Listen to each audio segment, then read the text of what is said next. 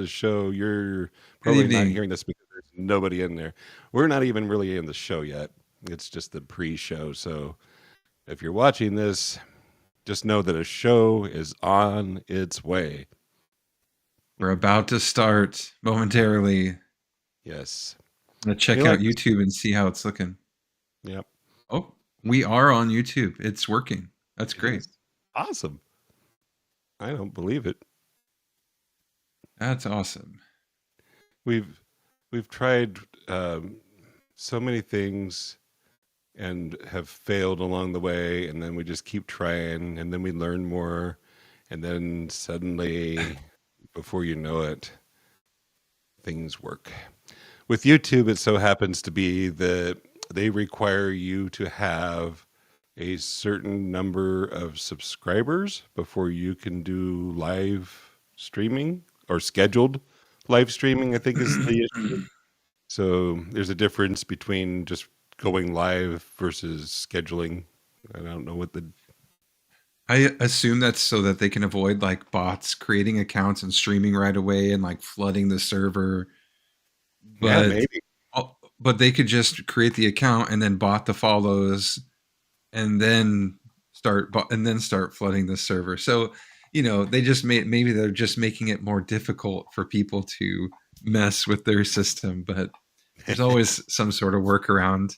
It just makes it harder for normal people to do the normal thing. Like we're normal people. We just want to sign up for YouTube and like stream there, but there's like some rules around. Oh, well, you have to have so many subscribers. So how am I supposed to get subscribers if I want to if I do that by live streaming? I guess you could post videos, but what if that's not the focus of your content? You have to stream first to get those clips. For, Anyway, now I'm just soapboxing. you're just making up shit now, man. Yeah. Hey, before I'm we actually shadowboxing. before we actually start the show for real, I guess we should click and make sure some of our clips are going to work. Here's one. Two would be what we call social proof. You guys seeing this? Want to follow I see it. what Do you want us to be over it, or do you want it to be the whole screen? Oh, that's a good reminder, because if I do it this way, something is the most popular choice are we over it now? among all of our friends. Maybe I have to start it over. Two would be. I could hear an echo. Really?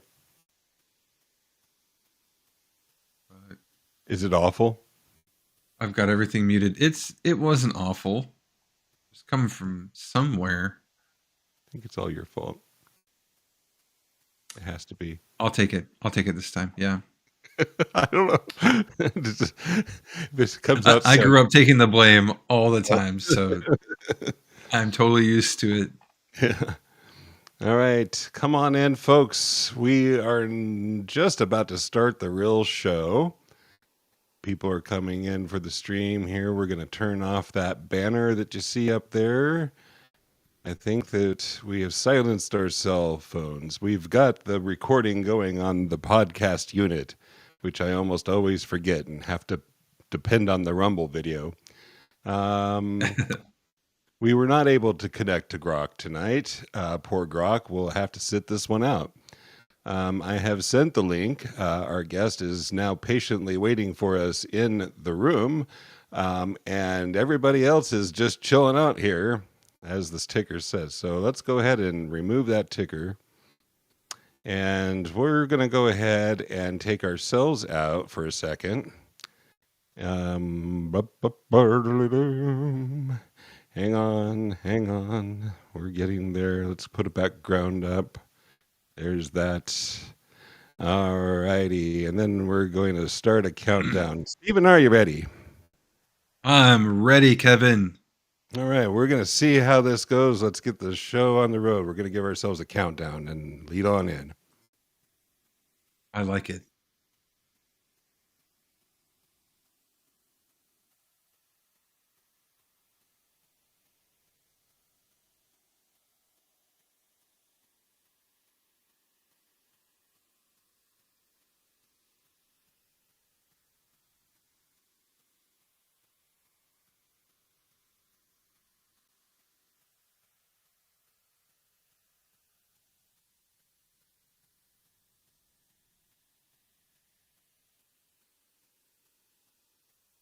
government IT workers by day, persuasion enthusiasts, and verbal cage fighters the rest of the time. If you'd like to level up your persuasion game to godlike levels, grab your favorite stimulant and prepare yourself for the persuasion hit of the day. It's the Persuasion Club podcast, and it starts now. Here we are. Yo. Good evening. Welcome, folks. Episode 6 is here. The best game in town. You thought it was the Super Bowl? Well, no, it's not. It's the Persuasion Club podcast. You can only get it here Forget on about that. YouTube, all those other places. Anyway, good evening, Stephen. It's good to see you again. Good evening, Kevin. Good to see you too. The worst part, I always enjoy seeing you, but you know what it means is that even though I look forward to our show, we got to go back to work tomorrow. Tomorrow is Monday. Yeah, they call it the Monday scaries. I've got the scaries. Yeah.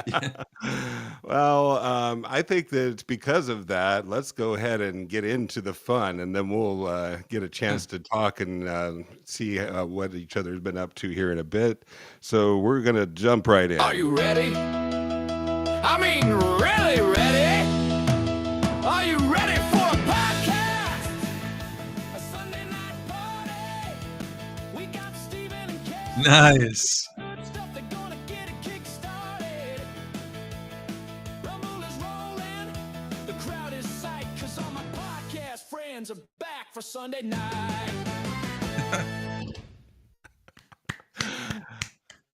You can tell I had a little fun with that one.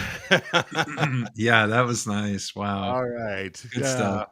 Well, it's a time for celebration because we have our first guest tonight, and that's a big thing for us because we're just a humble little show with just a few viewers right now. But one day they're going to look back and they go, "Hey, the first guest on the show was a fellow named Calvin." Now, don't come into the room yet, Calvin. We'll get you going here, but we're going to throw your creds up here on the screen. So, that's up here. This is the guy we're having on the show tonight. And just having the Calvin and Hobbes background on his Twitter there is cool enough for me to say, "Hey, yeah, you come on the show." But not only that, he's actually got some pretty good creds. He seems to be pretty smart, or chops, I would say, with the persuasion. Watched a video of his and was impressed. And I'm also looking forward to talking to him later on about his views on AI and AI Scott Adams and such. Stephen, we're going to be talking about social proof tonight. Do you think at all that remember how we were talking about laugh tracks last week? Yeah. Remember how we were like, well, the laugh track kind of cues you and it tells you like how you're supposed to. Something funny just happened. You should be laughing too. Yeah. So what if we had some applause and some music for Calvin as he came on? What do you think that would do? I mean, that would definitely trigger me to also start applauding. I know that. All right, Calvin, come on. You're welcome on the show.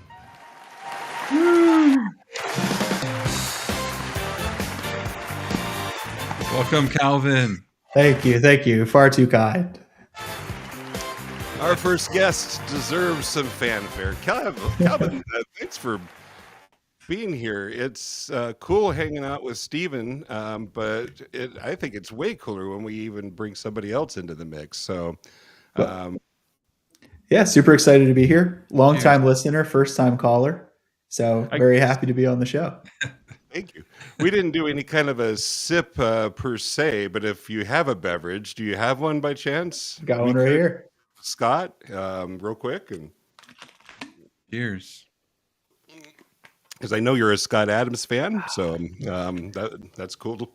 Absolutely. Tell us about yourself. What brings you and what made you interested in being on the show? Yeah, so I've been listening to you guys pretty much since Scott's passing. Definitely looking to fill the void of that persuasion-based content. I was hooked immediately. I love the format of the show. Cialdini's book Influence is also a major influence of mine. I'm in advertising. I work in strategy and partnerships, and negotiation is a part of my job. When I first started, I was like, I don't know what to do here. So Scott, Cialdini were great helps for getting me off the ground. And then, all that years later has led to me being a fan of your show. So happy to be here. Cool. We have a fan, Stephen. That's really cool. No, that's good stuff. Thanks for you sharing. have a fan and you made him a guest already. So it's a good pipeline there. Yeah, that's cool.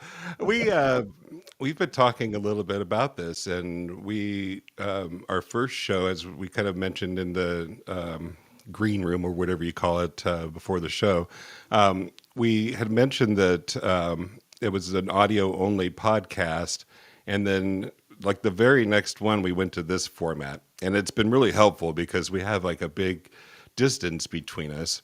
And we also know that in the future that one of us might not be able to make the show, and we would like to be able to have future people that might even want to guest host. So keep that in mind.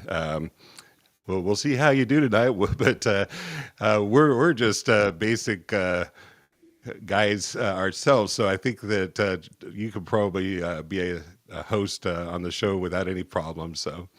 Yeah, that'd be an absolute honor, and let's see how I perform first before we make any commitments. Yeah, right. Yeah, maybe I should be careful about that. But I'm already what is it? Thinking beyond the sale, as Scott might say. So, yeah. I would say that we could get into then the topic of social proof. First of all, we've been talking a little bit about the great Robert Cialdini, and I have been struggling with the idea of whether we've been pronouncing that correctly, because I've heard others say Cialdini. Have you ever heard it said that way? I used to say Cialdini. I know that one's wrong, but I think Cialdini is correct. I think so too. Well, so for the heck of it, I was like, well, we have that audio book a version of his Influence. So in there, he actually did say it. So I went ahead and made a soundbite of it, so everybody will know with finality what it is. Here we go. Cialdini. Cialdini. It's super chill. Yeah, Cialdini. I like that. Cialdini. Yeah. Cialdini, man. Cialdini. Chill. Okay. The social proof is the topic. How do we want to dig into this one? I've got my book here, but I think that that would be a little hard to just start reading it. Do you or anybody have an idea of how you would like to jump into what the meaning of social proof is? Yeah, I mean, do you want me to dive into the actual from what I gleaned from reading the book is that we find what's correct by finding out what others think is correct, and maybe not all the time, but that's the general gist behind social proof, is that using your social surroundings to figure out kind of how the behavior you should behave or what's acceptable, something to that effect. And I feel like there's a lot of times where we probably all fall into that, where we all like look around and are like, what is everyone else doing? And maybe I should just do that, fall in line and kind of just stay with the crowd. I'm sure there's a few examples. It's interesting that falls pretty much exactly in line with the what Cialdini said himself. And I have a video here that we could watch where he actually backs up what you're saying, Stephen. Why don't we go ahead and watch that? I'll put us into presentation mode here. And Always love to be backed up. yeah, right. Here we go. Would be what we call social proof. Social proof. People want to follow what those around them who are similar to them are already doing. So if we see that something is the most popular choice among all of our friends, we can choose that option, and usually be right. It can be the newest restaurant, it can be the newest movie, it can be a piece of software. If we see that a lot of people like us are choosing something, we want to do so as well. A communicator increase the chance that someone will say yes by simply pointing to the fact that this thing is very popular, or that it is increasing in its popularity. That when people are uncertain, they don't look inside themselves for answers. They look outside. And one place they look is to their peers, people like them. So there was a study done in Beijing shows you the cross-cultural reach of the idea. What are the other people like me doing in this situation? Restaurant managers in Beijing put a little asterisk next to certain items on their menu. Now, what did the asterisk stand for? It didn't say what you normally see. This is one of the specialties of the house. Or this is our chef's selection for this evening. It didn't say either of those. It said this is one of our most popular items. In each one became 13 to 20% more popular for its popularity. Right. So the implication for us, we all have most popular models or features or payment plans or ideas. We just need to let people know about that, and that gets them off the fence. It reduces their uncertainty, and they move toward us. Some social proof from the man himself that Stephen is right. It was. Right. Go ahead. It was echoing a little bit. I think we both muted.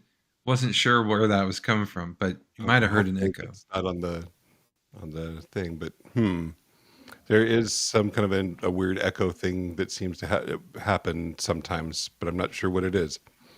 Are we okay right now? That was a good clip. Yeah, we're okay right now, I think. Okay, cool. Yeah. Right on. Yeah. One of the things that I thought about was, like, you go to any restaurant with fine cuisine, not this place, Taco Bell. And right up there in the very upper left, you see it? It's the favorites. It's what everybody gets. Everybody gets the tacos and the burrito, But it's so... I think that's probably what they do. They well, hey, put those things right up there, and then people go, oh, I don't know what I want. I'll just go for that, What's the favorite? Yeah. Yeah. Food delivery apps use this more than anybody nowadays. I think Uber Eats or DoorDash will often have the most popular option right up at the front. I'm a heavy user myself, so I tend to see it. Nice. Yeah. I thought of another example, Amazon. So here's, looking up. I was looking for widgets, but it gave me razor blades here. And overall pick. This is what everybody's going for. It's, the overall pick. And I can't tell you how many times I've used that, or that I've used the one that had the highest star rating or something to that effect. Because to me, somehow that's going to be better than anything else. Yeah, and when you think of all the options you would get on Amazon or when ordering food, I think Cialdini says that uncertainty is one of the triggers that makes people follow social proof. So overwhelmed by options, I do the same thing, Kevin. I just go right towards the overall pick or the most popular. It seems like that's been. Oh, did you have something to add on, Stephen? Because it looked like you did. I was just gonna say, nice reference there. That was good. Which reference? And just to what Cialdini said. Yeah. About when you're lacking a little confidence, or you have low confidence, or overwhelmed by the amount of options available, you tend to just go with the flow. And we have someone in the chat, Ion, said that's how you pick restaurants on Yelp. But yeah, absolutely. Like, what are the popular restaurants? What is everybody going to? I don't know. And the scary thing about that is that I worry that, and it's probably true more often than not, that those are all stacked. Like they've got people making all the positive reviews and stuff, so that they come out ahead in the game. Yeah, that's interesting. Yeah, there's a pay-to-play element there. Yeah, but it feels like that should be illegal if it's not. Yeah, sure. I would agree with that. Are you talking about the what do they call it? Clacking in the book. They have a thing where they're talking about, and I'm jumping ahead, so I don't want to ruin anything that's coming up in the future. But basically, planting people in your audience to help kind of emotionally or audibly sway what people are thinking, like, and having people that are either paid or whatever, just big supporters, be in your crowd to make it sound one way or the other. So it's interesting. Yeah. That reminds me, I know what I think the section of the book, is that in chapter 4? Because it seems to me like I remember that, but somehow when we were reading about it, the thing that came to mind, they were talking about faith healers using that as a way to get people, by, like you were saying, planting people in the audience. And it reminded me of a really good Steve Martin movie, Leap of Faith, where that was their gig, and what they were doing is going around and goosing people for money, by basically performing these fake miracles and stuff like that. So, but nice. that would be a digression for me today, so I won't go too far down that road. But go see that movie, or get it. It's I think it's a 90s movie, Leap of Faith. But I actually thought that maybe for fun tonight that we would, since the Super Bowl is happening, but yet the best show in town is right here, is that we went look at a couple of examples of this kind of persuasion that we're talking about, social proof. When I do this, though, we were talking a little bit last week about earworms. So here's going to be an earworm, and you're never going to forgive me. You guys ready for this? Yeah. Let's go. And try muting yourself, Kevin. Try muting your mic when you do this. Oh, I can't do that because, pretty sure everything running through my podcast unit will. But maybe I can turn myself down. I might try that. Okay, here we go. There's your earworm. Hello? Hey, who? What's up? Nothing, B. Just watching the game, having a bud. What's up with you? Nothing. Watching the game, having a bud. True. What's up? Yo, who's that? Yo, pick up the phone. Hello? Who's that? Yo, where's Dookie? Yo, Duke. Yo. What's that?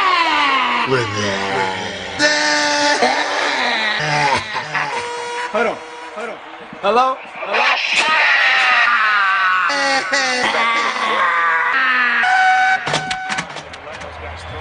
So what's up, B? Watching the game, having a bud. True. Did it help when I muted it all? That sounded good. It sounded clear. Yeah. Right? Okay. Well, my brother and I still answer the phone like that. We Right? still do the what's up. We still absolutely do it. Nice. Yeah. I do that with Steven Nice. sometimes when I go in, hey, what's up? That What's commercial up? aired in 1995. Wow. So Whoa. during the Super Bowl, and it's lasted, forever, essentially. Yeah. But let's dissect it a little bit. What do you see the social proof elements inside that one? If you want to, either one of you could take a stab at that. Yeah, well, the entire friend group is on the call, right? Every single person is using the what's up and drinking a Budweiser. So it's just giving that communal vibe that Cialdini talks about, that this is where the group is going. This is how they're acting. So you should drink a Budweiser too. Yeah. And what's actually kind of amazing is that they don't even hardly mention the beer in the commercial. They're like, what's up? A couple times drinking a Bud, but yeah. Just subtly right at the end when you have you've laughed at the commercial, you've connected with it, you're like, I'm gonna do this with my friends, and then they're like just drinking, watching a game, drinking a Bud or whatever. It's like they linked it right at the end, right when you were like at the peak of like, yeah, this is good. So that's smart play, smart and unforgettable too. I mean, the frogs, like they have, I feel like there were so many good like classic commercial arcs that they did. Yeah, there was some good stuff. Yeah, I haven't seen his commercials that good in a long time. It's kind of rare these days. All the good stuff, I swear, was the 80s and the 90s. They don't make them like that anymore. Yeah. Do we want to do one more? Yeah. Yeah. Go ahead and do one more here. Back to presentation mode, and here we go. What?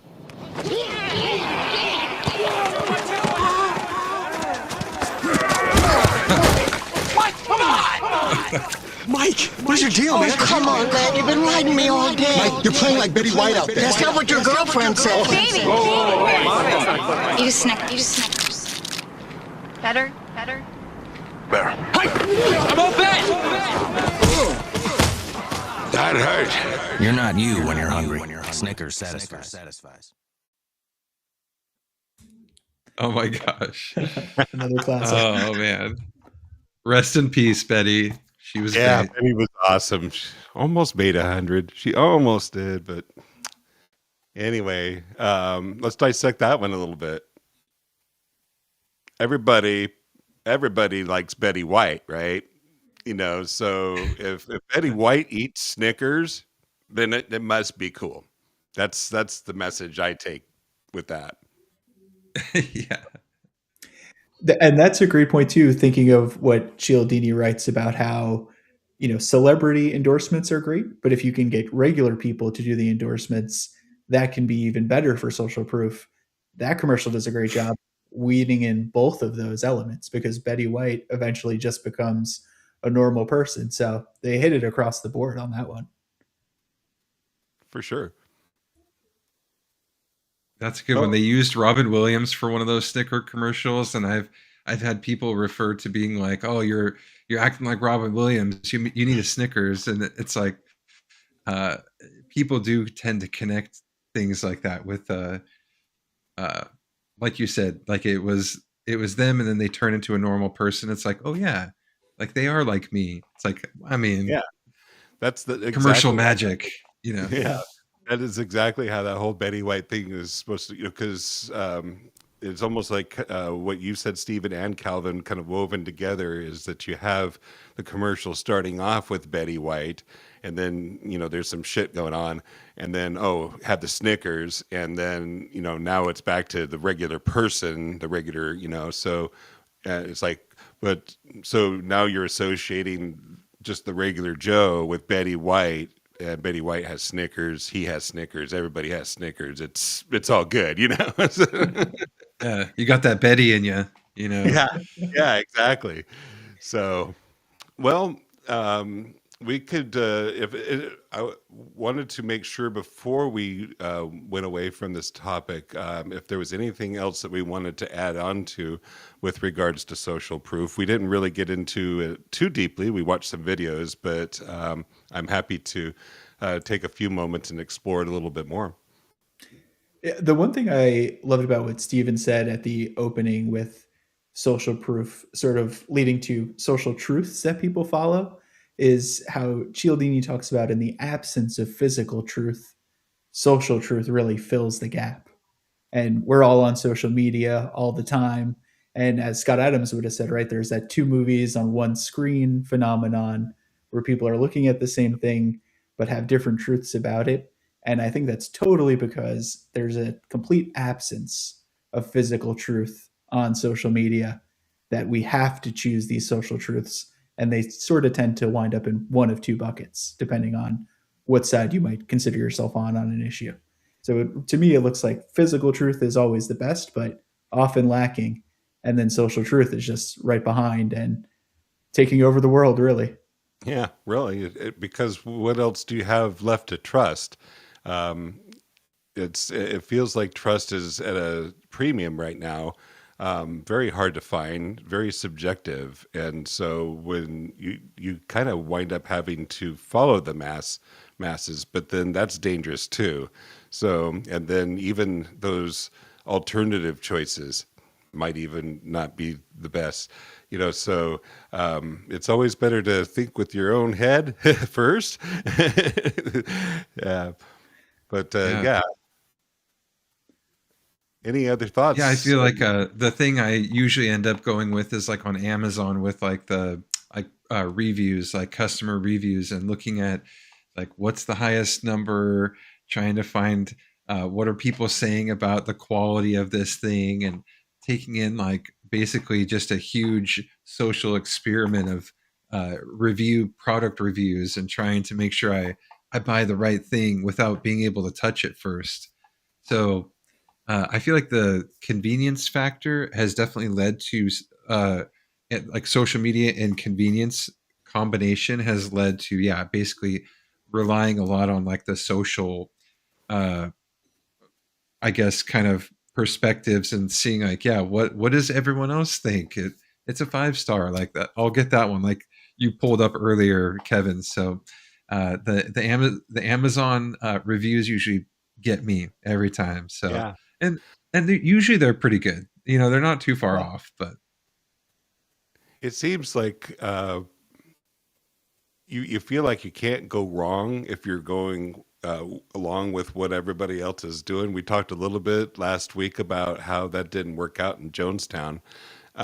So certain cases where following social norms can be harmful. Yeah.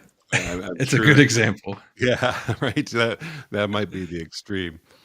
Well, we'll have a chance to talk a little bit more about social proof in our trivia upcoming. And one of the segments that we have started doing is logical argument fallacies. And so I was thinking to myself that maybe there's a potential fallacy that might tie in very well with social proof.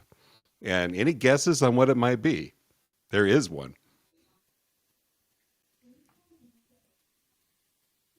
I'm not so brushed up on my fallacies. Yeah. I don't know. I'm not bad at either, and that's why we're doing this, because I want to get better at them and stuff. So, of course, Grok is my friend, and so I asked Grok which argument fallacy would fit in, and as soon as I found out, I was like, oh, that makes sense. Bandwagon. So we'll go ahead and that's talk a good one. Because bandwagon is essentially everybody else is doing it, so should you. And the best. Are any fans of the show House when that was on by any chance? I'm a big House fan. A few fan. episodes. Yeah. You guys mind if I play you a little something from that episode that demonstrates the bandwagon effect? Let's do it. All right, here we go.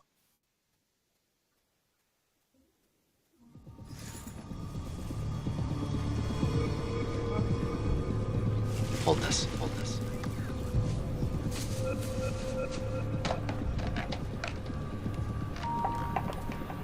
Ladies and gentlemen, we have a passenger with a confirmed case of bacterial meningitis. If we land as soon as possible, the passenger will not survive. It's very likely that some of you have been infected as well. As soon as you start feeling symptoms, we need to isolate you in a first-class cabin.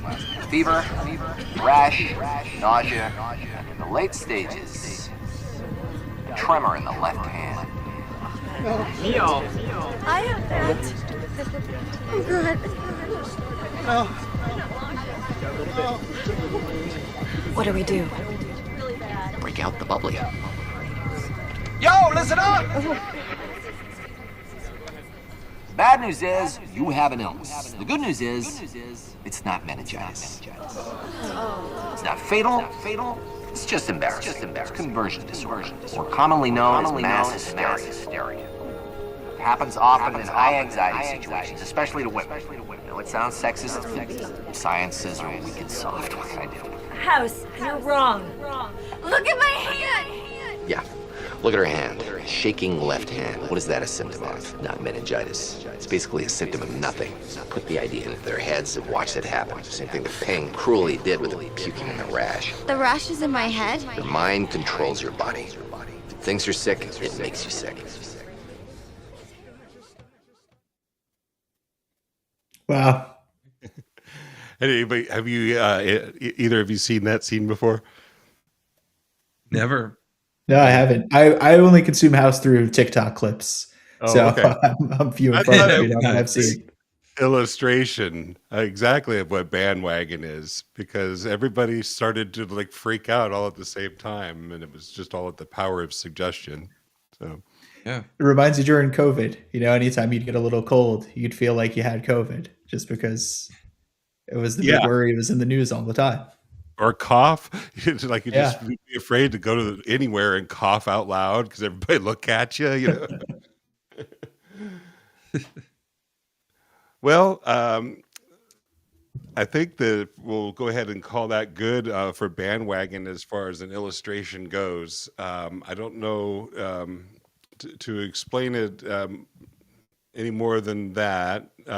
Bandwagon essentially is just something to watch out for when somebody is making an argument and then actually says that the argument is valid because of other people acceptance of that argument. So if everybody believes that argument, then that somehow validates it. Wrong.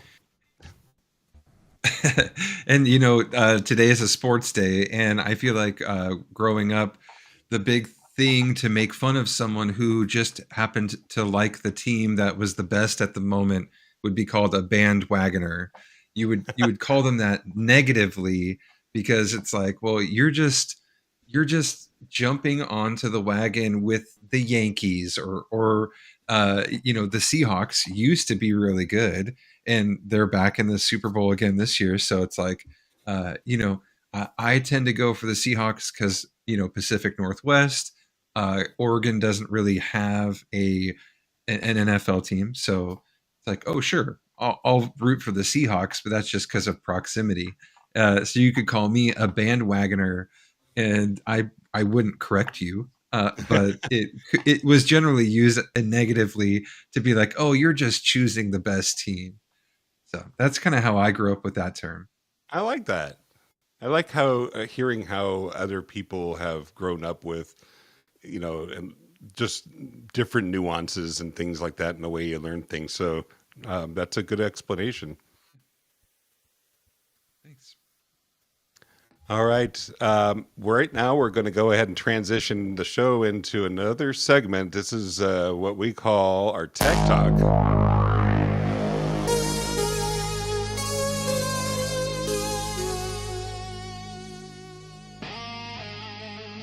Great music on this show. Thank you. Yeah, love it.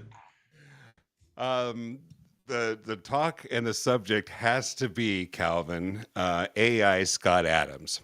And I didn't have a chance to watch your video about that, but I saw that you did one. So Would you like to introduce the topic and tell folks what's going on there? Yeah, so there is a rogue creator out there. Nobody's too sure who is behind it, but they are essentially reproducing Scott Adams' show every day, trying to do the simultaneous sip, cover the different news topics.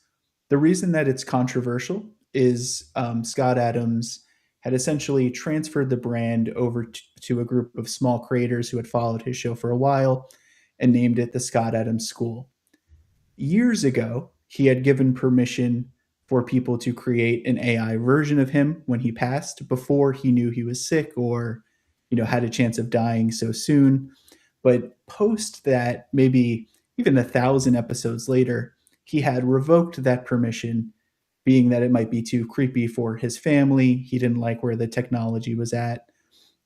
So this creator has continued to make the AI Coffee with Scott Adams episodes, despite Scott's family coming out and saying they did not want that, despite the people who are now stewards of the Scott Adams brand telling them to stop. They've been pulled off YouTube, but they're still able to make videos on X. In my video, I try to look at both sides of the issue, but I think the core of it is Scott Adams did not give his blessing to create that.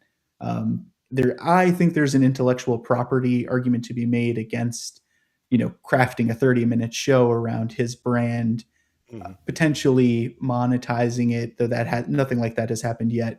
But at least they are using the authority of Scott Adams to bring it back to Cialdini to get across the different points they're trying to make. I think it's done in somewhat good faith by that creator, but the fact that they won't stop despite the owners of the estate and his family asking him to is unethical, in my opinion. So there's two ways to look at it. There's some things that are really interesting about it, but ultimately the higher level view of it is the person should probably stop creating those. Yeah, I have to admit, the first time that I saw it, I think that it was a repost from Jack Posobiec. And it was like, hey, this is really cool. And I looked at it and it's like, yeah, this is really cool. So to me, it was like, somebody out there is keeping something alive in some fashion or some form. And, you might even consider it a way of doing art or something like that. But then I saw that the estate family was not happy about it. And I got the flip side of that, like what you said. It is Scott himself, pretty much had said that he had first thought it was going to be cool, but then didn't realize the effect that it would have on others after he had passed. And I think that was the big one. And it's like, some people just aren't ready for that. Can you imagine if any one of our close relatives or whatever had passed away, and then within days, an AI version of them appears on the internet? It would just be creepy, So yeah, absolutely. As a fan, it was definitely interesting at first, and I have to admit I did get that little dopamine hit when I heard some new Scott Adams content, even though it was not really him. The part of me that loves experimentation and technology also thinks it's cool that it started out as a 5-7 minute video. They're pulling up to about 30 minutes now. It's getting a bit more realistic. They're clearly iterating on it and trying to advance it to something that's more stable and more like Scott. But even if you do watch the content, a lot of it is what we could call AI slop. It is just written in that poor AI way that isn't reminiscent of Scott. Maybe 20% of what his output would feel more familiar. So they're getting better, but it's probably not worth the pain it's causing to Scott's family and his close friends. I made a second comment. I'll show you the first one here in a minute. You might have seen it. But my second comment was a little bit more driven, trying to be a little bit more persuasive about, maybe trying to appeal to a sense of morality or something like that. And then I just realized that wasn't going to work. And so I wound up taking it down. But the first comment that I made was, I think I have it here. And then, so help us understand why you'd continue to make these, even when it's clear that the people that Scott entrusted with his estate have clearly asked that you stop. I'm waiting. And then the guy replies back with this: you mean people who have a financial incentive to be super controlling, when Scott explicitly stated he desired the opposite, and you're probably hoping they'll plug your Persuasion podcast. So persuasive, you have no reviews. So anybody sense or see what's wrong with that post right there? There's a logical argument fallacy looking you in the face with this reply. It's your classic straw man argument. So it says, instead of basically countering my claim, I think he did a little bit, but essentially this whole line right here, and you're probably hoping that you'll plug, in the podcast and stuff, is a total straw man. Has nothing to do with the argument. So absolutely. Yeah. And even the part about the financial incentive, well, it would make sense that Scott Adams' estate has a financial incentive on Scott Adams' work.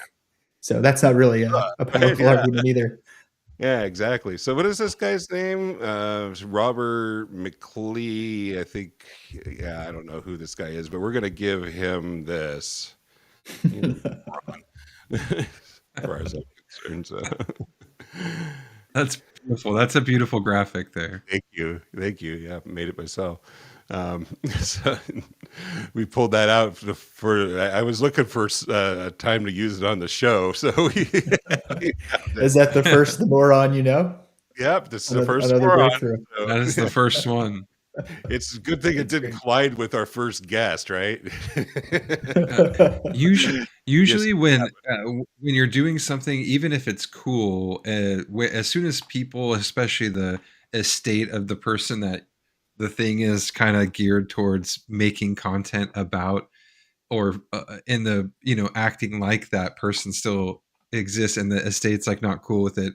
It's like no matter how cool your idea is, it kind of loses its value once the basically the people that hold the whole interest of that person or whatever you're doing, it's just like, yeah, as soon as they start saying we don't really like that, the first thing should be just to drop the whole thing and be like, well, maybe I can use what I've learned and like shift gears and put that towards something else that might be cooler and people might think is cooler. But trying to push through like the pushback of the family is, I think, a really, really poor decision. Yeah. But I don't have much stake in that game. So, but I'm just from my perspective. Yeah, if it was didn't involve a celebrity like Scott Adams, I think the rules would still apply. So, yeah. For And on sure. a persuasion level, the creator of AI Coffee with Scott Adams is able to leverage authority on two levels. One, that there's an old clip of Scott saying people can do this, and then secondly, they are controlling an AI Scott Adams who is talking poorly about the Scott Adams school content and then upping their own content. So we've never seen an AI use of authority persuasion for something like this. So it feels very meta. Yeah, that might be the legal argument right there. If it's bringing or causing detriment to the school of Scott Adams, then that might, yeah. Fortunately, I think there is at least one good attorney on that team of Scott's inner circle, if I'm not mistaken. So hopefully she'll have some insight. So, all right. Well, we're going to jump into some trivia here. Are we ready?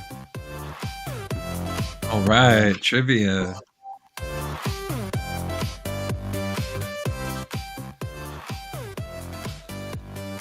Now, We have questions. I think I don't know if you had a chance, Calvin. I forgot to even mention, but you could take the ones that I sent your way. I did not look at them. I promise.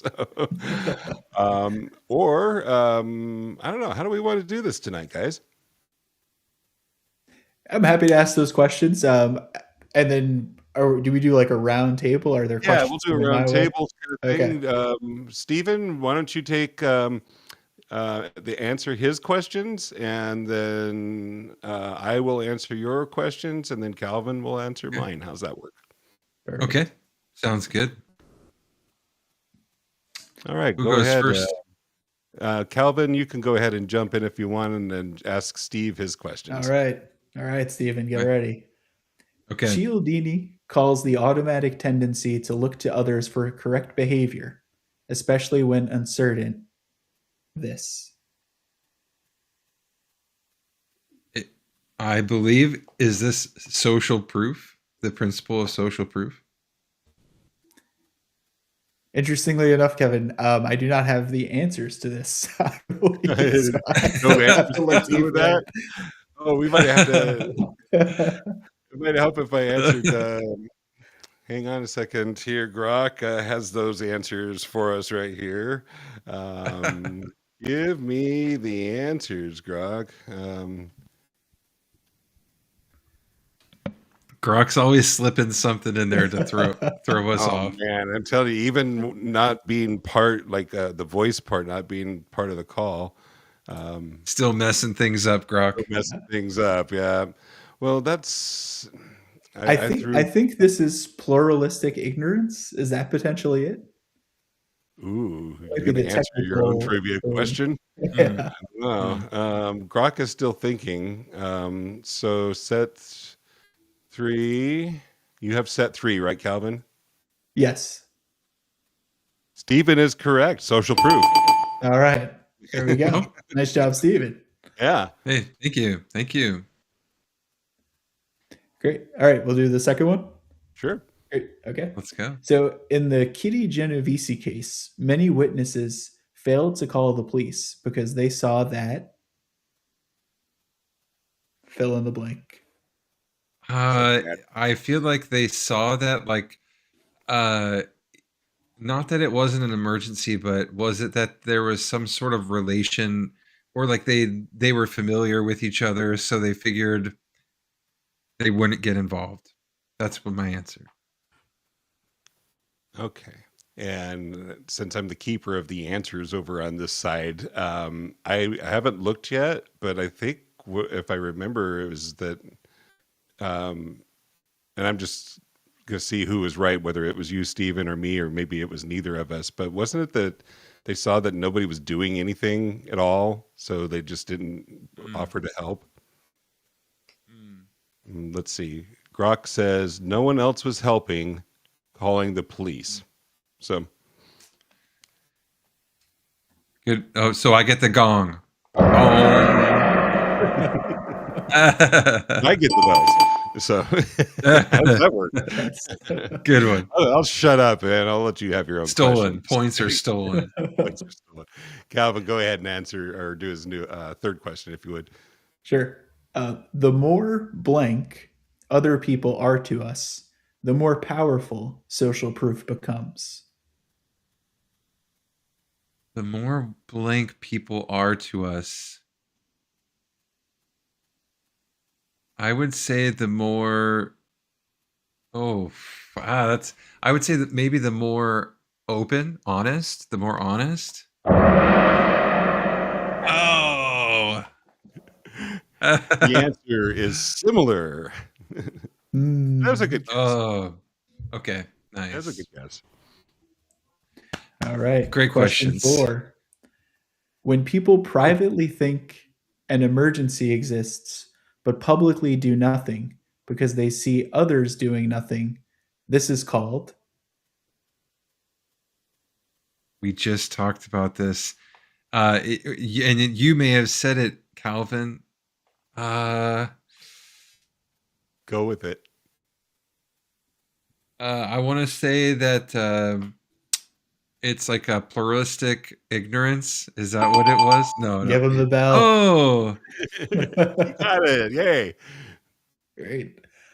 So I think that's Awesome. 3. I think that's 3 out of 4 so far, right? Yeah. We usually do 3. I actually had Grok create more for us. So I think, I don't know, Steven, got you one did left. pretty good at this round. What's that? There's Thank one you, other. thank you. You want to Apologies. do the other one? It's up to you, Steven. Sure, I'll try it. I'll try it out. All right. One very effective way to trigger social proof is to use blank. For example, most people are already doing this.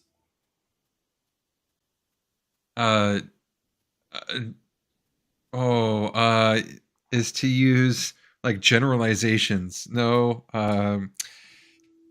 I'll go with that, but I don't know if that's the correct because that'll take me too long. Yeah, it actually social proof is the answer on that question. It's but testimonials, most people are doing it. Crowd type behavior, I think, is what they were going for on that one. So, okay, but no, you did pretty well, Steven. I'm gonna say you did all right. So 3.5. We'll call it 3.5. Yeah, that was circular reasoning in the last one. Thanks. Hey, That's there you gracious. go. That's nice. This is how we learn. So, Steven, you are the next asker of questions. So I guess it's my turn. Okay. All right, Kevin. First question. This is from the book. 98% of online shoppers say that what is the most important factor that influences their purchase decisions? You can read the book. Oh, sorry. I'm supposed to see that. Earlier, a hint, I'm susceptible to this. I was too busy playing around with my little prop there. Could you ask the question again? 98% of online shoppers say that what is the most important factor that influences their purchasing decisions? What is that factor? Ratings. What was that? Ratings? Ratings. Authentic customer reviews. Ding, ding, ding, ding, ding. Good job. Awesome. Very nice. All right, cool. Okay, next question. People are more likely to be persuaded by information, including social proof information, when they think what? When it comes from somebody of authority or like a celebrity. I think that's a good answer. The answer that I had was that it is not intended to persuade them. That's what they need to think, that it's not intended to persuade them. Okay, that's not good for me.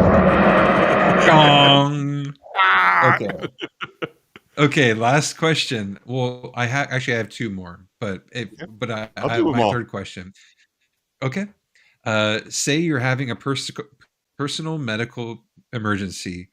What is your best strategy when you need emergency help from someone around you that you may not know? The best strategy, if it's somebody that you don't know, don't you just say? How do you what's your best strategy when you're having a medical emergency and there's people around you? What's your best strategy? And this is from the book, so it's an opinion of the book. Don't I remember this? I'm probably going to gong out on this one too. I would probably just yell out, say call 911, but that's just me. But I think you could give yourself the ding, ding, ding. I think that's pretty good. Well, what's the answer? The answer is reduce uncertainty concerning your condition and what are their responsibilities. So saying like, I'm having an emergency, call 911. Those are the things that you would do. So yeah, I'll go with that. I think you got it. You got it. Reduce uncertainty of those around you. So you got to say what's wrong. Tell them what help you need. Because if people don't realize that there's an emergency, they might just ignore you. So interesting. Okay. Last question. I brought this up earlier. So, I kind of gave away a little bit of my question, but what is it called when you pay or place specific people to join an audience that sways the audience perception by making noisy reactions, things like that. Oh, I mean, I remember talking about it, but what the actual word for it was, I thought maybe it was seeding, but that's probably not it. Is it? It's close. Yeah. What is it? It's clacking. Clacking is the right answer. I think seeding works. I'll take a gong because it wasn't precise, so. But okay. Yeah, that's the name of the game. This is how we learn. Clacking. You're pretty good. Clacking. Yeah. All right. Thank you. Clacking. All right. So there we have Calvin's turn. Are you ready? I'm ready. Let's do it. So, yes, crack your knuckles, and we're going to do set 2. These are multiple guess questions, so at least you've got a 1 in 4 chance of getting these right. I like those odds. Yeah. All right, and we need like "Who Wants to Be a Millionaire" kind of music. Dun, dun, dun, dun. Okay. Which real world case does Cialdini cite to show the danger of social proof leading to inaction? A. Milgram. What the hell? I can't read this without my glasses. Hang on. I'm going to have to start over on that because I tried to make it big on my screen and then it decided to go way big and now I can't read it at all. I'm sorry. Go for it. Yeah. It's one of the worst things about getting older is that you can't see with your glasses and you can't see without them. So, all right. And then by the time you get it bigger, it goes smaller again because it just, I don't know why it's doing this to me, but it's trying to protect me. Yeah, trying to save you from having to actually do anything. We could try to get Grok on the phone and pit you against Grok, but you won't like that. So, Grok will just ask you about some random geographical thing. You may right. Always goes into international mode. Yeah. I heard when he was saying "click word" over and over again to you guys. Yeah, I think it was like 2 episodes ago. Yeah. What was that? I can't even remember what that was all about. So, all right. I'm getting close. It's just where in this list of stuff I put it is the question, because I have this big list of things, and when I was trying to make things bigger so I could read it, it went off screen. This is where the people would start tuning out and going, well, we're not going to sit there and wait while this guy fools around. So, you guys doing this, it makes me think it'd be interesting to try one day to like ask one of these questions to a different AI model and see which AI models are the best at persuasion. Yeah. Okay, I've got it here. So I'll start over again. I will get it right. Which real-world case does Cialdini cite to show the danger of social proof leading to inaction? So there's A. Milgram obedience study, B. Kitty Genovese murder, C. Stanford prison experiment, and D. Line conformity test. We got to go B. Kitty Genovese. Kitty Genovese. Okay, so that's how you say that.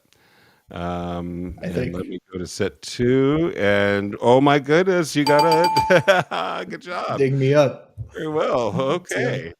So we know who's going to take this one away, Stephen. You know how this is going to go. You know what? I was really afraid to get 5 gongs, so I'm happy I got that one at least.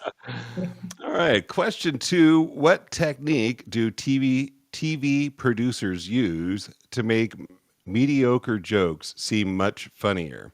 A. Authority figures. B. Canned laughter and laugh tracks. C. Scarcity messaging. Or D. Reciprocity gifts. We got to go B. Canned laughter. B. Canned laughter is right. Oh my goodness. You guys, you give me the easy ones. I'm getting the guest treatment here. Yeah, no, this is Grok. Grok's giving you the good stuff here. So, question number 3 then. Social proof has the strongest influence when the people demonstrating the behavior are A, celebrities, B, experts, C, similar to us, or D, authority figures in uniform. C, similar to us. But I think this question came up already, so I can't take credit for this one.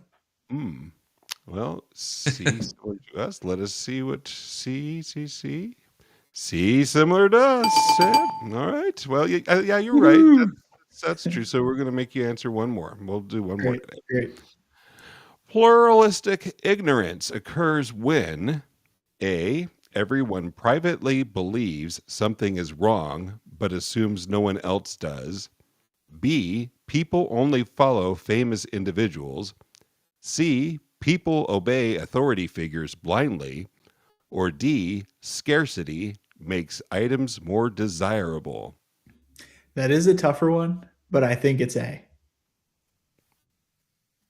And the answer is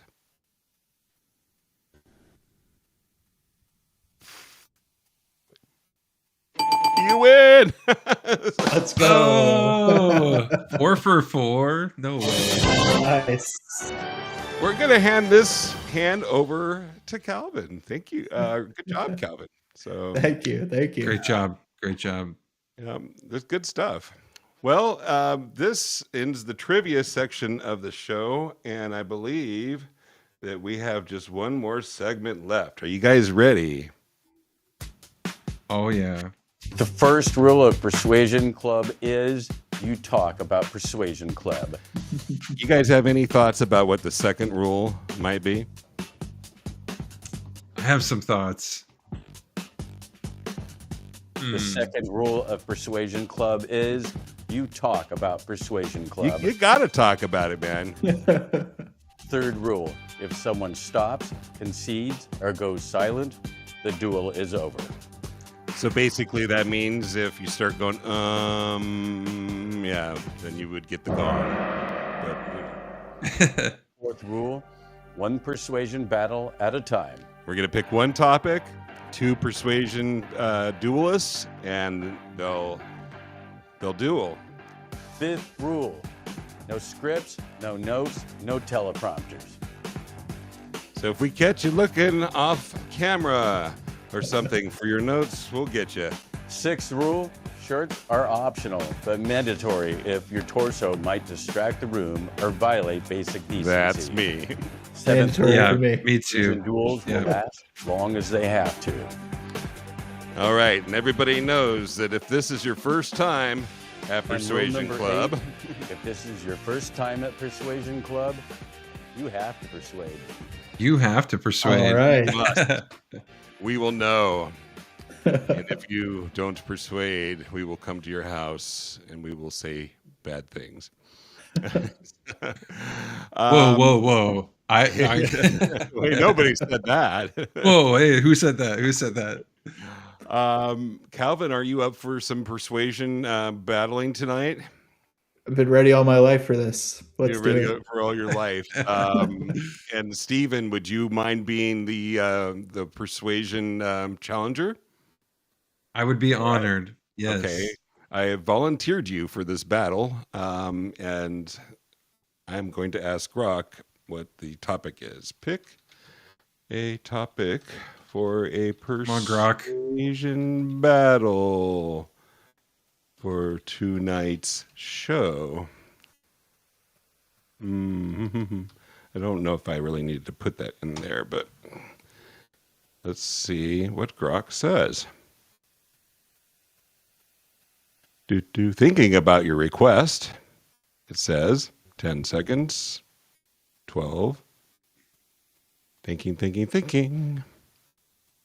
It's still thinking. Wow, this is tough. One job. You think here you go. See some about cats versus dogs. All right. Oh, pineapple on pizza again. We got that Race debate. Oh man, that's an old one. Yeah. All right. We already did that one, Grok. And you know actually where we got pineapple on pizza? From Grok. It's like must just be the go-to. It's like the question is not settled for Grok yet. Yeah. Still out for that one. Yeah. Okay, thinking about your answer, still thinking, because pineapple on pizza was all I could think of. Come on. Grok is slow today. Must be the Super Bowl. That's all I could think Yeah. of. How's that doing? Somebody give me a game score while we're waiting. Let's see here. We don't.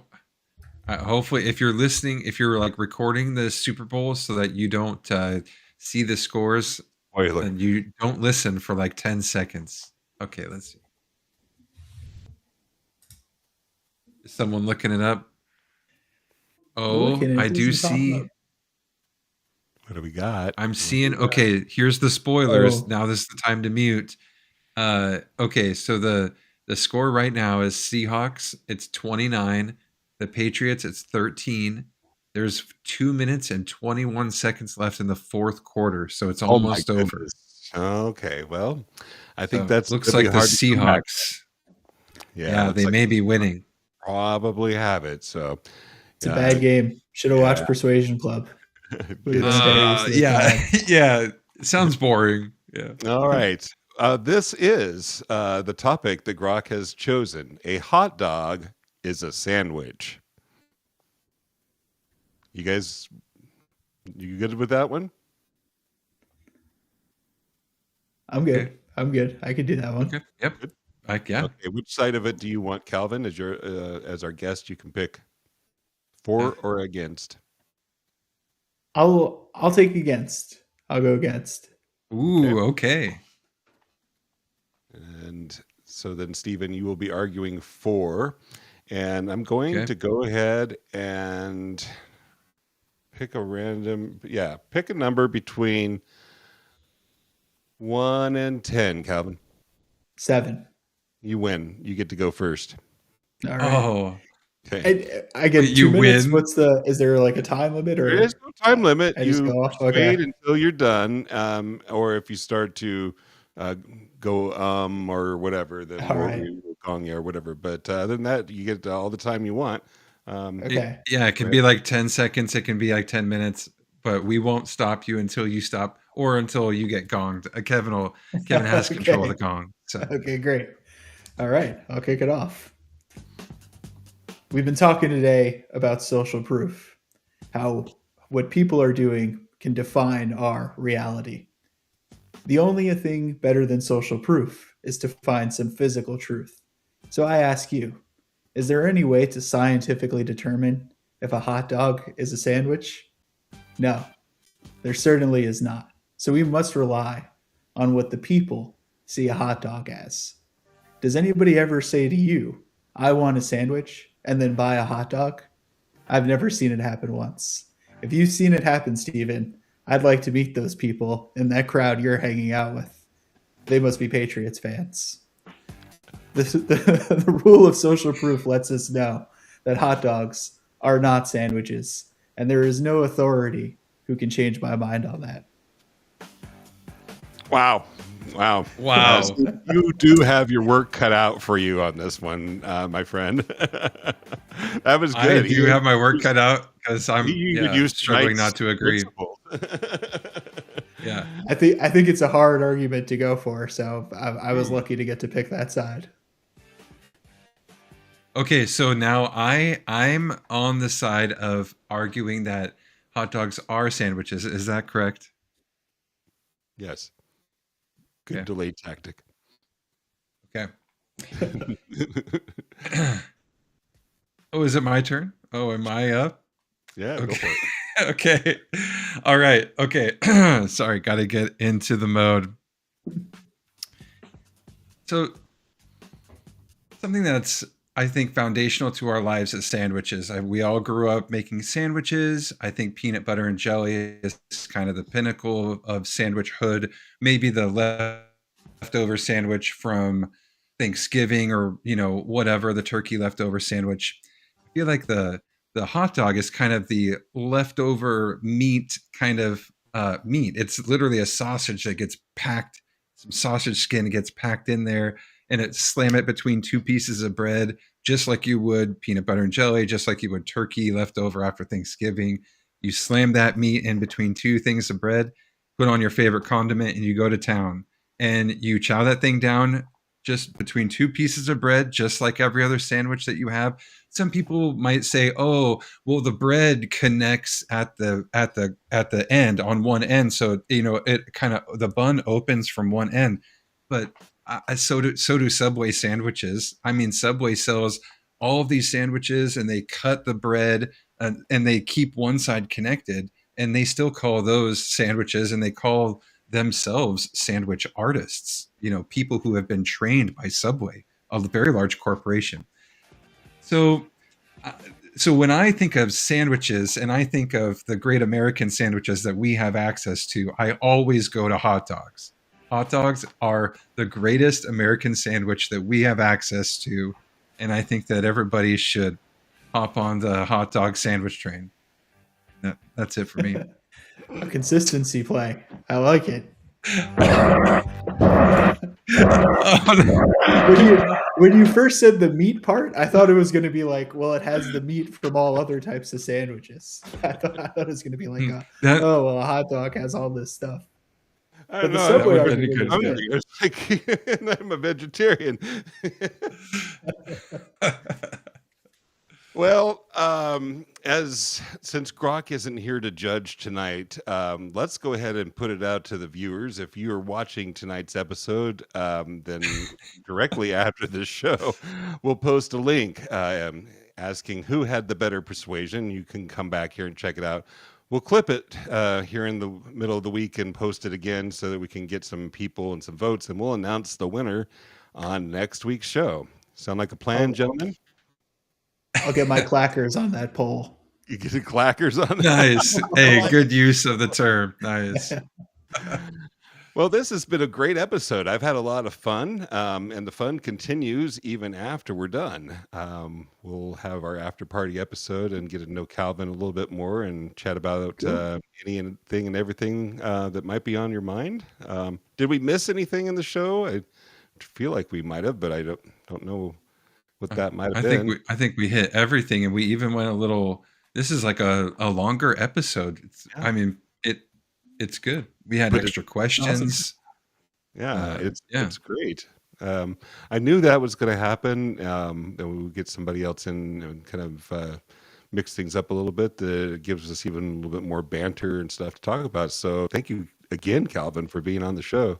And thanks for having me. It's been a super fun time. Yeah.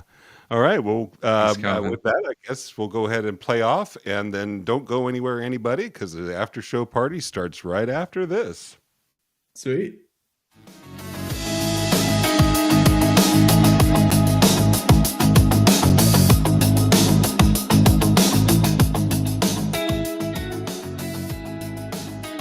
Dude, that was yeah. This is the real rock.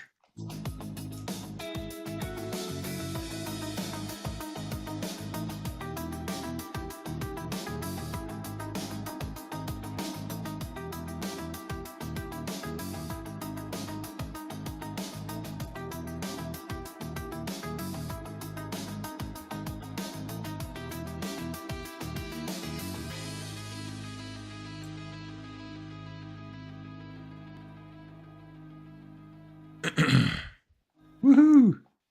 Good stuff. So glad I didn't get gonged. Was very worried about that. Yeah, you successfully avoided the gong for sure. Nice work. Yeah. Oh man, I don't know. Isn't that a rite of passage? I would have thought. I guess so. Yeah. I'm gonna grab a drink real quick. I'll be right back. Sounds good. Put a little music on here for us. Cool.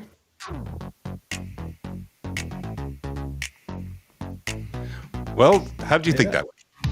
I thought that was great. Yeah, I'd love to be on. That was awesome. And this started out as I think I heard you guys say a reading club is what it was going to be, and you just sort of developed it into the podcast, right? Yeah. Because at work we have these goals where we have to try to develop professionally, and so communication and intentional engagement are one of the main focus points that we're supposed to do. And so we were like, we could just start reading some book on persuasion and see where we get with that. And it's just right about the time where it was, because it was still, Scott had announced that he was sick, back in June, was it? So yeah, I think May, maybe. Yeah. So yeah, the idea hit me that it might be kind of fun to do the podcast if he wasn't going to be around anymore. But my real hope was that we would get like a good number of episodes under our belt, and then have him on the show. So yeah, that was the goal. Yeah, it happened so fast. It really was unbelievable. You thought he was going to make it, and then all of a sudden it just like quickly deteriorated.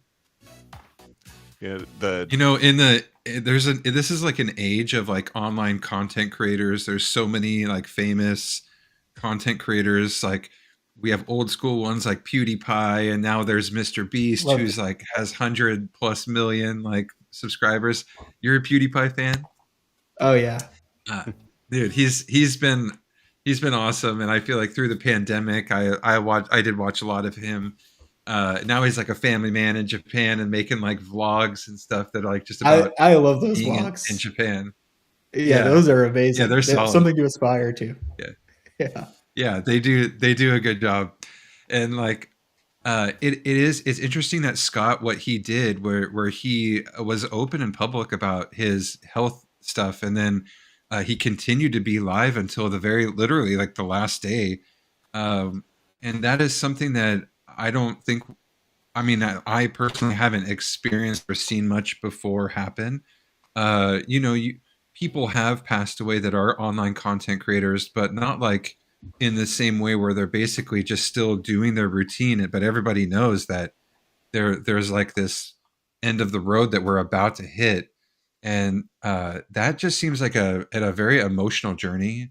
So I'm sure that like brought the community together for him, because I haven't been super involved in the Scott Adams community up until like very, very recently, where I started like, Kevin was mostly introducing me to these things. So I was kind of like coming in right at the end. And so I didn't really get to go through much of that experience, but I feel like that's something that we may see more in the future, but it's very unique to have seen that. So. Yeah, he was a pioneer for doing that, and very like courageous to put himself out there in that way.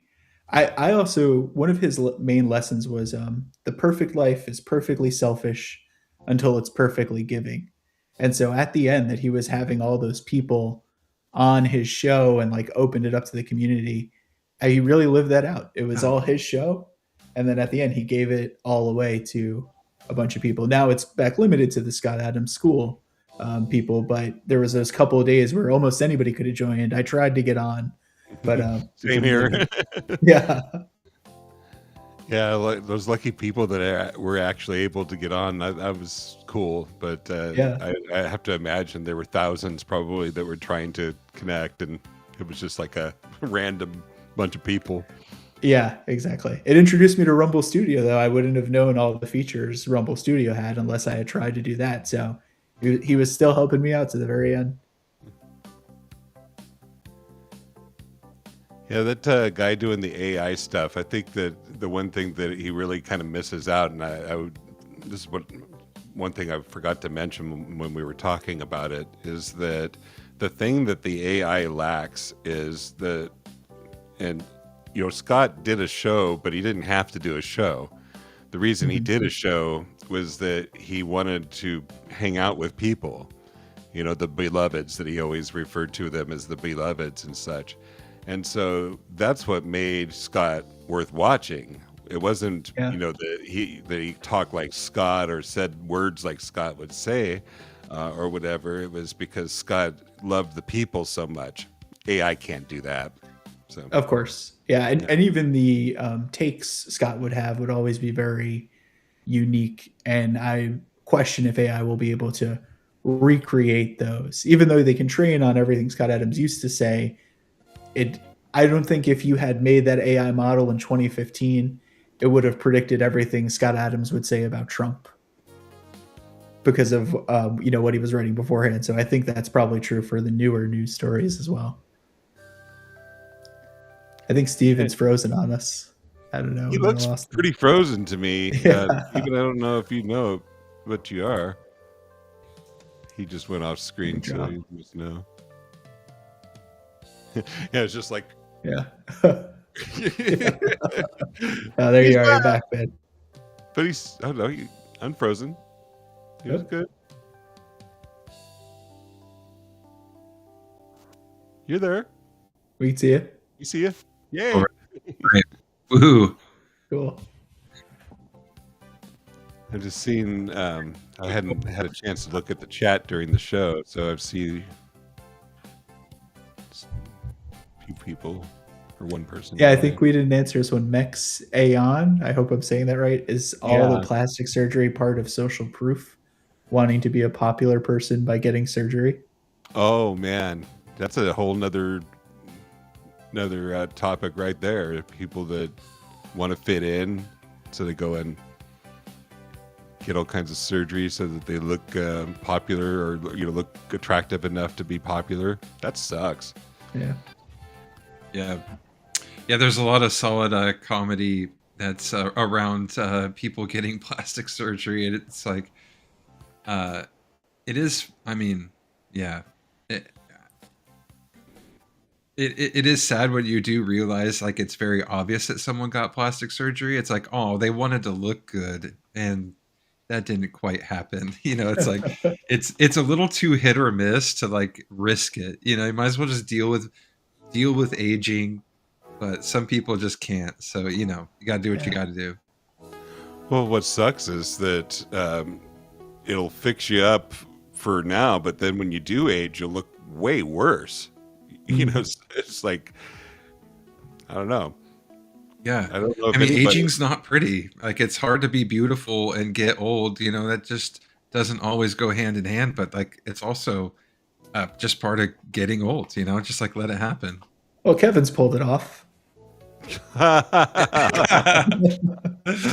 You're looking great, Kevin, and no plastic surgery that I know of. There you go. You're doing No great. plastic surgery, but I don't know. How old do you guys think I am? Steven might know, but if I had to guess, I'm gonna go 52. Oh, that's a nice answer. Nice answer.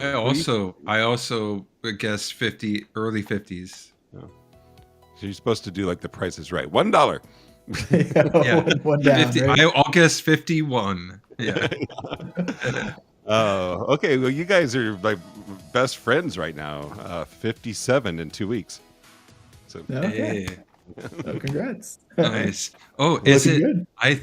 I had the 10th down. So, but it is not the 10th. Yours is 20 what? 26. Okay. I'll change what I have in my calendar. Yeah, I don't know. Is that a work day or not? We've got a thing where we work. Steven and I work in the same place. The 16th is a holiday. The Monday, the 16th is President's Day. President's Day. Need that holiday. Yeah. So you get to have Valentine's Day on Saturday and then a holiday on that Monday. So, Nice. It's a good deal. Maybe I should take. so go on a good date, drink too much, that kind of thing. Long weekend. Yeah. I'm at that age right now where I don't ever really want to go back to work. I just, but it's a necessary evil. I'm at that age too. I don't know if anybody's not at that age. Okay. Yeah. That's how I feel every day too. Yeah. Visions of retirement, and I have wanted to ask Kevin. I see you post, I think it's you at least, post a lot of William Shatner with Raisin Bran, or I think it's Persuasion Bran. Almost every day on my X feed, I get one or two of these popping up. I'd love to know the story behind it. I don't know. Well, I was just trying to get his attention, because literally one of the things that I do is I sit around and ask Grok, like, how can I get more posts or more people liking us on X, and it gives me ideas, and then I kind of massage them a little bit, and then sometimes inspiration hits me, and it's like when Shatner said that he was going to meet with the Kellogg's people, I was just like, well, and he told this box of Raisin Bran, and then for some reason it just hit Persuasion Bran, That's great. Yeah. Made that meme, and I've been posting it everywhere, and has got zero traction with Shatner, but whatever. One day, yeah. Well, that's what you got to do, though, is that you got to like find something that's going to get people to like it, but also post it in places where lots of people are going to see it. And I'm not really super good at that. I don't know. Do you have any skills in that area? Yeah, I haven't really had much traction either. Anything I put out about Scott Adams does get more views. Even on YouTube, that AI Scott Adams video got like 300 views, which is good for me from just people searching it up. But yet I know the X algorithm, to be somebody who replies a lot, does lead to people starting to get to your account. So I think you're going down the right lane with those replies, at least. Well, you shall see. It's been slow going, but I think we're up to about 440 followers, and that's not bad for about a month, really. Yeah, nice. Yeah. That's good growth. But yeah, a lot of work to create content. I'm sure you probably felt the same. Getting content out there is not easy. When I used to do video essays, it was so difficult because I would cut up a bunch of videos, try to have a track, but it's become so much easier now. So I definitely followed the idea of how simple could I make this so I can get things out there. I'm a new dad as well, so my time is fairly limited. Oh, okay. Nice. Hey, congratulations, by the way. Thank you. Hopefully we'll be... I'm heading down that same road here, so... Oh, nice. Is there by a June, due date, or I will... just... Oh, June. Okay. Yeah, June 25th, scheduled to have a baby girl. So... Oh, beautiful. I have a girl, too. Awesome. Nice. Yeah, I've been saying I'm ready to get my fingernails painted. I'm ready to just, do whatever, but have a good time. And, you're going to play with dolls and have a tea party. Hey, if there's tea to drink, I'll show up.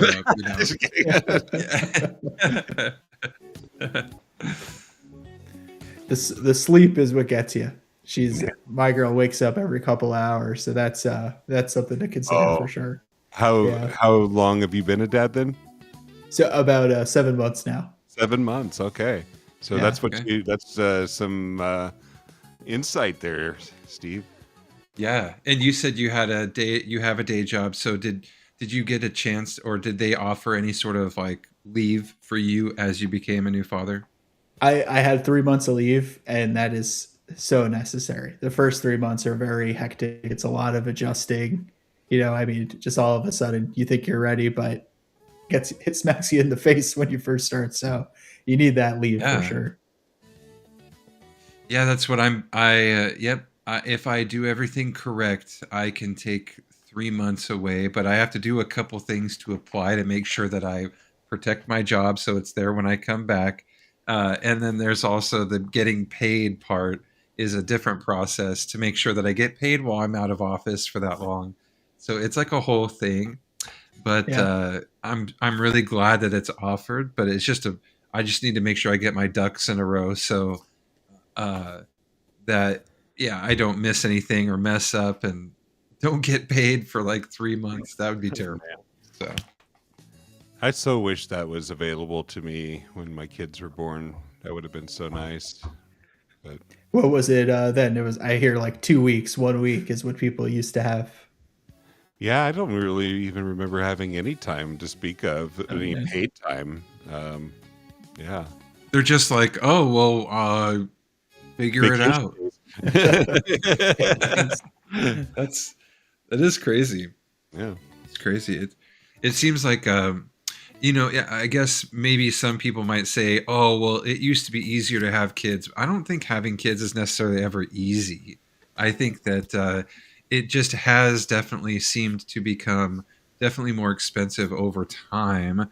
So just an extra head being around is extra cost, just in general, whether it's a baby or not. But that does seem to be a lot of pressure.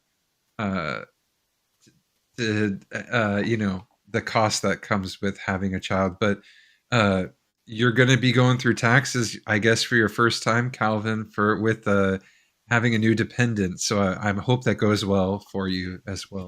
I just did it, and there's a little bit of relief, but less than I would have expected. Oh man. Okay. Yeah. Okay. Yeah. Still something. Yeah. You got to have like multiples to get it all tax breaks. I'll try to use that for my wife. Say, well, we gotta have a couple more. We gotta people lower use these that as taxes. strategy,